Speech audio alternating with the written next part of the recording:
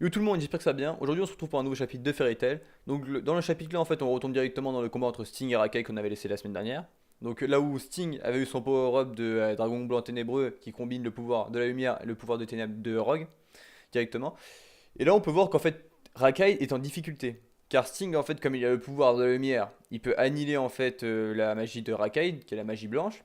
Et avec le pouvoir des ténèbres, il peut contre-attaquer comme une épée en fait. Si vous voulez, c'est comme une lance et une épée, il peut faire les deux. Donc il peut annuler la magie de Rakai et il peut attaquer avec une magie des ténèbres enfin, qui est beaucoup plus puissante qu'il a deux magies réunies maintenant.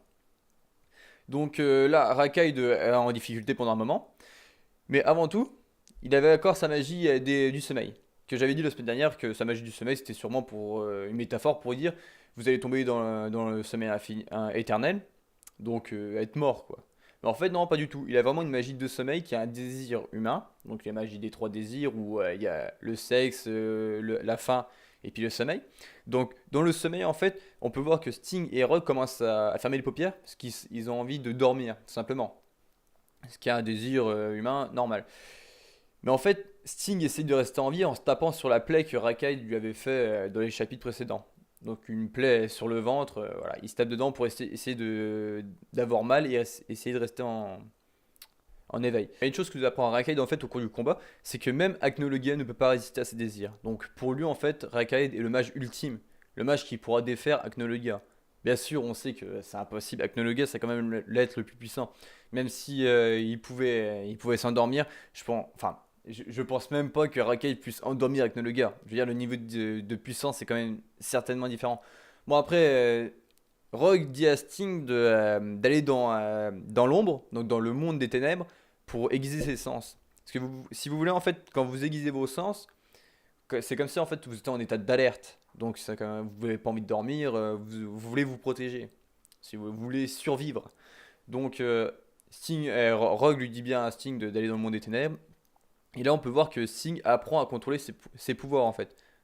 C'est la première fois qu'il utilise des pouvoirs d'ombre. Donc c'est la première fois qu'il utilise ses pouvoirs d'ombre pour les contrôler. Donc là, Rogue lui dit bien, ressens la gravité et tu rentreras dans l'ombre. En fait, si vous voulez, faut qu'il puisse sentir qu'il y a un monde en dessous de lui. C'est ça en fait pourquoi il veut dire la gravité en fait. Et là, on a qui pour l'aider parce que Sting n'y arrive pas, il essaie de sentir la gravité. Et on a Kagura. Kagura qui utilise une magie de gravité en fait. Qui utilise une magie de gravité qui permet à Sting d'aller directement dans le sol en fait. Et ce qui est bien là-dessus en fait, c'est que Sting s'enfonce directement dans l'ombre et il va directement dans le monde des ténèbres. Donc la première fois qu'il y est, donc oui, il fait alors c'est ça le monde des ténèbres, etc. Mais ce sont bien plus, non, mes sens sont affinés à ses extrêmes, comme il dit lui-même. Donc il ressent son adversaire, il sait comment il se déplace, etc. Et là, on a Rakai qui est en mode défensif, donc qui attend Sting de pied ferme. Mais Sting arrive tellement vite, je pense, que Rakai n'a même pas le temps de réagir. Il exécute une attaque qui tranche, enfin qui transperce en fait Rakai de tous les côtés.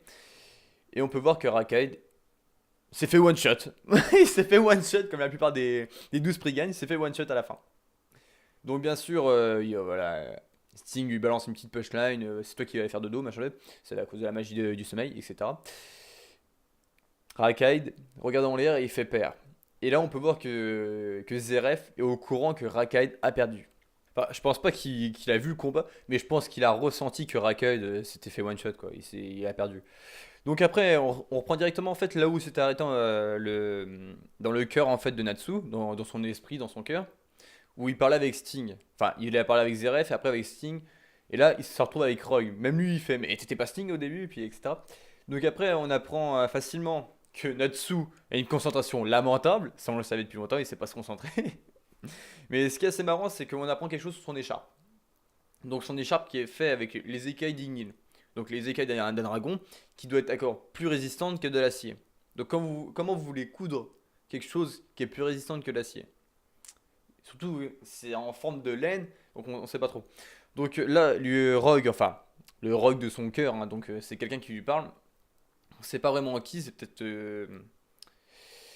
Enfin, je sais même pas, ça pourrait être quoi? C'est peut-être quelqu'un, c'est un espèce de programme, je sais pas, non mais c'est quelque chose de programmé ou c'est quelque chose qui sait lui-même mais qui est en train de se rappeler, je pense.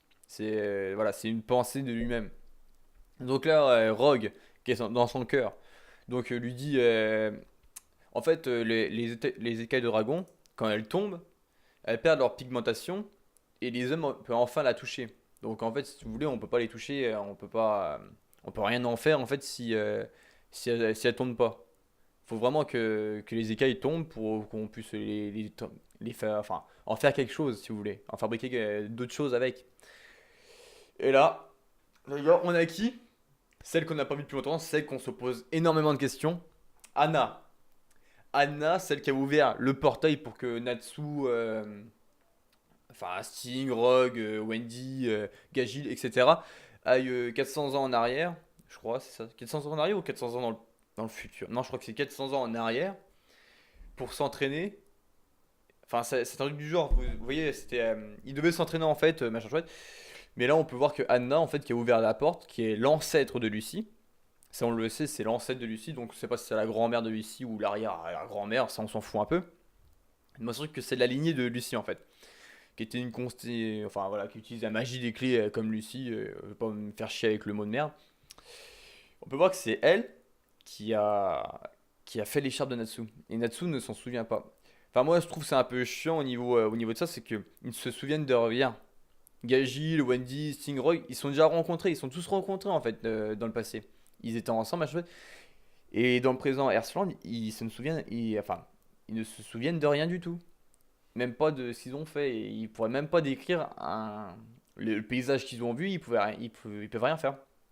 Puis même Natsu, quand il voit sa pensée d'Anna, parce qu'il avait déjà vu avec ses parents, il a déjà vu ses parents par rapport à ses pensées antérieures, que même lui s'en souvient pas, ils sont vraiment dans son cœur, donc enfui au fond de son être. Donc il voit Anna, la réponse qu'il a directement, c'est Lucie, parce qu'elle ressemble énormément à Lucie, mais un peu plus vieille, quoi. Donc après, enfin, Zeref prend la place de Rogue, parce que Natsu, on sait qu'il est complètement con, il n'avait pas à se concentrer sur une personne. Et puis Zeref, il lui fait, ouais, la ressemblance est troublante. Natsu ne sait pas encore que c'est l'ancêtre de Lucie. Il apprendra sûrement, ou peut-être qu'il le déduira. Enfin, je pense pas, parce que vu comment Natsu il est assez con au niveau de ça.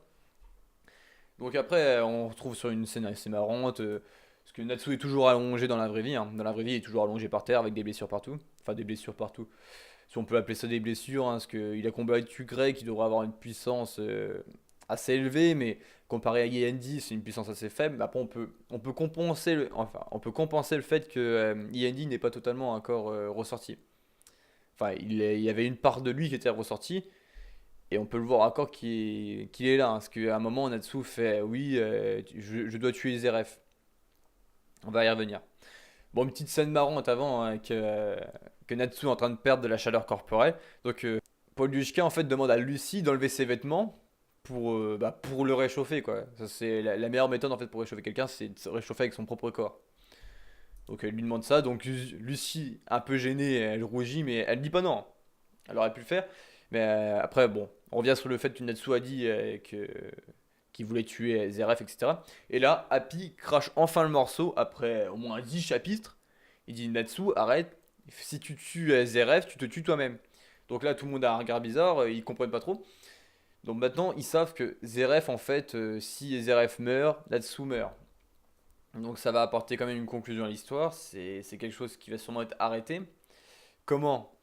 Aucune idée, hein, on va sûrement y revenir. Enfin, tout le monde pense en fait, Natsu, si Zeref est vaincu, en fait Natsu meurt. Donc c'est assez normal. Même Gray, il dit rien, il écoute et puis il dit rien de plus. Parce que lui-même sait qu'il a fait une connerie en attaquant Natsu, en fait, c'était pas ça qu'il devait faire. Donc en fait, là on s'approche en fait d'une fin de Fairy Tail avec quelques options, hein, à peu près 3 ou 4 options maximum. On a celle où Natsu meurt avec Zeref. On a celle où Natsu arrive à survivre et Zeref meurt. C'est tout à fait normal. Et on a l'autre où Natsu et Zeref restent vivants. Mais Zeref est peut-être sauvé de sa malédiction d'Angseram comme Mavis. Ce qui est, euh, ce qui est sûrement la plus probable. Parce que si on regarde bien, Mavis a un problème avec la malédiction d'Angseram. Et Zeref pareil. Je pense pas qu'ils vont laisser à Mavis avec la malédiction infiniment. Donc peut-être qu'ils vont sauver Mavis et par la même occasion Zeref. Donc laisser Zeref Après, c'est dur parce que c'est quand même quelqu'un qui a fait du mal à pas mal de monde. Peut-être qu'il va s'exiler s'il est sauvé. Après, c'est toujours dur de s'imaginer en fait le méchant devient gentil parce que Zeref, c'est quand même un méchant d'un gros calibre qui a monté une armée, enfin qui a monté un pays entier avec une armée super puissante, une des plus puissantes du monde Earthland. Enfin, je pense qu'on a eu deux continents, je pense que c'est les deux seuls continents qui existent dans le manga. Parce qu'on n'aura pas d'autres, hein, là où on est dans le manga, je pense qu'on n'aura plus d'autres. Et il attaque une guilde dans un continent qui veut lui-même remporter en fait. La guilde qui veut remporter, avec bien sûr celle qu'il aimait avant dedans. Donc c'est un peu dur de s'imaginer en fait Zeref devenir gentil. Je pense vraiment que l'option qui va le plus être décisive, ça va être Zeref va mourir, Natsu va mourir. Je pense que ça va être ce qu'il va avoir dans le manga à la fin. Ça va être triste, peut-être, mais ça va sûrement être ça. Donc les gars, j'espère que vous avez aimé. Donc les gars, j'espère que vous avez aimé cette review. Donc n'oubliez pas le j'aime, le commentaire. Abonnez-vous si ça vous a plu les gars. Merci. Peace. À la semaine prochaine.